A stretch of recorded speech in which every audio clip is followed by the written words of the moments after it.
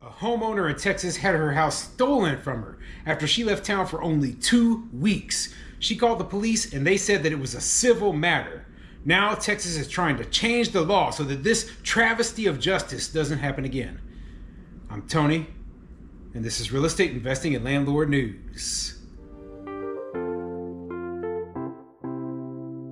Alright, so I have an interesting article for you today. It's coming out of the state of Texas. Now, I've covered multiple different stories about how some states are changing their laws to be able to handle these squatters, these scammer tenants who are basically going up into other people's properties, claiming that they live there, holding up a fake lease, and then the police doing absolutely nothing. Now, as I've mentioned, this isn't just a problem in the big cities like New York and Los Angeles or in, the more anti-landlord places. No, this is a problem in the entire country. The difference between Texas and, let's say, New York, though, is that in Texas, it's still a civil matter. They still have to go through the civil eviction process. The process is just a little bit faster, okay? But in my opinion, nowhere in this country should a landlord or a property owner be forced to go through the civil eviction process to remove somebody who is trespassing, somebody who did breaking and entering, somebody who's, robbing you, who committed property damage. I mean, these are actual crimes that the police should be able to arrest these people for and take them to jail.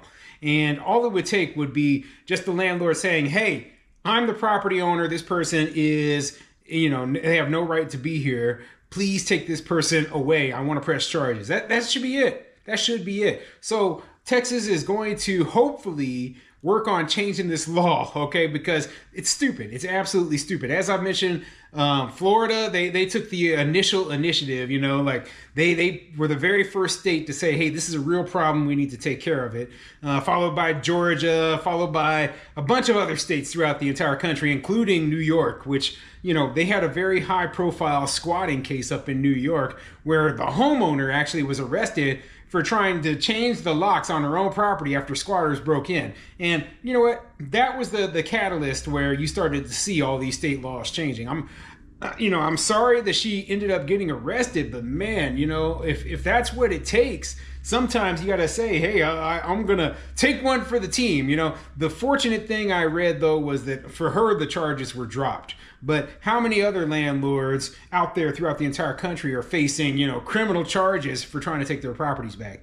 And think about the danger on top of that, okay? We're talking about a lot of these people who are squatters are professional criminals, okay? They might be on drugs. They might have weapons. Do you really want to confront these people on your own? I don't. Okay, that's why it would be best if the police helped remove them and not through the civil eviction process. That is ridiculous. Basically, by the time you get a squatter up out of that property, it could be, even in a very landlord-friendly place, it could be over a month. And they could have ripped your property apart, stolen everything that was inside of it by that point, and you have no recourse, okay? And that's wrong. So before I get into the article, go ahead, hit the like, subscribe button, maybe leave a comment down below, and let me know what you think. So do you believe that landlords should be able to call the police and have a squatter immediately removed, okay? Now, the reason I ask that question is because Arizona recently tried to pass a anti-squatter law, and the governor of Arizona actually vetoed the bill, saying that this would hurt good tenants. Give me a break. The only thing this is hurting is the good landlords, and it's giving bad tenants an option to basically screw someone over. Okay, and it's like the Arizona governor is such a moron. She didn't even think about, hey, it actually costs people money.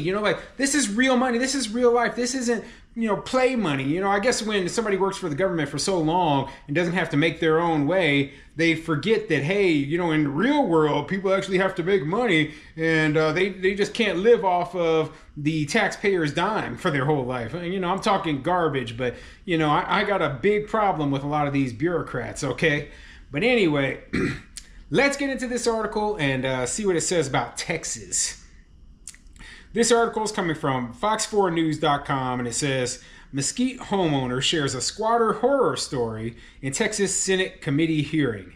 And yeah, they were having a Senate committee hearing about the whole issue and how they want to work on changing the law in Texas. So let's get into it. State lawmakers heard horror stories from homeowners who had their property taken over by squatters. Wednesday's Texas Senate committee hearing was the first step in a process that could give Texas homeowners stronger property rights. We hear about squatters in cities like New York and Los Angeles, but the problem is happening here in Texas as well. It's actually happening everywhere, okay? Absolutely everywhere. And the way that each individual state reacts to the situation really depends upon their, the local landlord tenant laws and, how much protection property owners have. So, like if you're in California, if you're in a left-leaning place, it could very well take you over a year to be able to get one of these bad tenants up out of your property. Now, I told you about a couple of different squatter situations in past videos where the tenants were up in these, not the tenants, but the squatters were up in these properties for years. I mean, it's insane, but they know how to play the system. They know how to keep filing appeals and motions and, change of address or whatever. I don't know if they could change the address if they're squatting in the house, but you know what I mean. They know how to play the system, and they were able to drag it out for as long as possible. The goal for them, knowing that eventually they will be evicted, they want to drag it out as long as possible. So instead of, hey, the landlord files the eviction, the tenant is out of there in a month, right? It becomes the landlord files the eviction, the tenant files all these useless motions and applies for appeals and extensions and all this stuff and drags it out so it takes a year, 2 years, whatever, because they don't have to pay rent that entire time and they get a free place to stay. So yeah, they have every incentive to lie, cheat, and steal. State Senator Paul Betancourt chairs the local government committee. Wednesday's hearing laid the groundwork for legislation next year to make laws against squatting clearer and more enforceable. Texas laws are better than most, but there is a big but. People can still lose their homes in Texas because of squatting, and that has to stop. And now they're going to go over the story, which, this story here should let you know exactly that, hey, this is a problem that can happen even in a landlord-friendly place like Texas. So let me get into this story, because, I was shocked when I read it myself. Terry Boyette told her story. She moved to Mesquite for work and purchased a home in 2021. She hired a handyman, but then had to leave town for a few weeks for a family emergency. She says the man broke into her home. I called the police. They said, "How long has he been there?" I said, "About 2 weeks." They said, "This is a civil matter," she told the committee. Boyette showed video of her home to the senators. While she tried to figure out how to evict the squatter, she says he sold her stuff. "This is burglary. This is breaking and entering," Betancourt said. "He was selling your possessions on your front lawn. I am outraged. This should not happen in Texas, and it will never happen again after we get this bill passed." And hopefully, this senator is, really motivated to get the law changed, because this is the sort of scenario that we're talking about, okay? She leaves town for 2 weeks. 2 weeks. The guy's only been in the property for 2 weeks, and the police are like, no, can't do anything here. Like, listen, I just left town. It's not like I moved out. It's not like, this property's been abandoned for years or anything here. 2 weeks. Think about it. Anybody can go on vacation for 2-3 weeks. You went down on a cruise, you come back, there's somebody living in your house, and they're like, "Oh, I got a lease." They wrote up on a sheet of paper that they printed off from Google, and they're like, "Yep, see, here's my lease." Well, you should be able to go to the police and say, "Hey, no, that lease is false. I'll sign a sworn affidavit that this person is nothing but a criminal who broke into my house illegally, and I want you to take them away, and I want to press charges." That's all a landlord should have to do. That's all a property owner should have to do.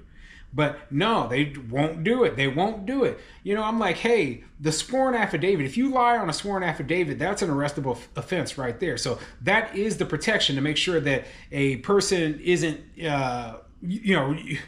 trying to remove a legitimate tenant. Because if you have the police remove a legitimate tenant and then it turns out that you lied on a sworn affidavit, you're in real trouble. Okay? So, yeah, there might be a very, very tiny, small number of people with bad intentions who use that law, but there are protections against that, and there are ways for legitimate tenants to prove that they did have a right to be there. So, yeah, I don't think that that's a good enough reason to not pass this sort of law. But let me continue. Boyette says the intruder was eventually arrested, but just for the break-in. So yeah, fortunately she was able to get the guy arrested for the break-in, but what about the theft of all of her property? Okay? You know, this is my problem right here.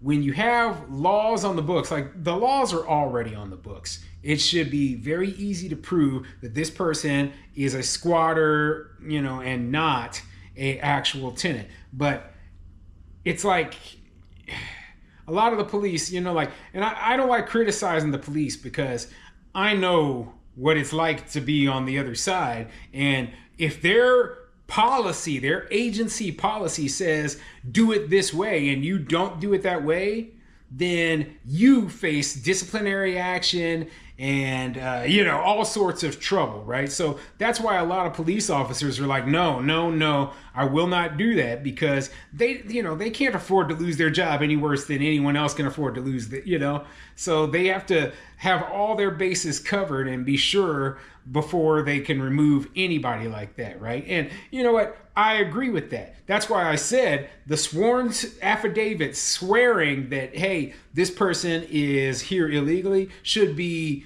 what is necessary to cover both the police on their side and to protect against the people with malicious intentions, okay? So yeah, anyway, I'm hoping that the state of Texas, as well as all states throughout the entire country, finally clear up this whole squatter issue.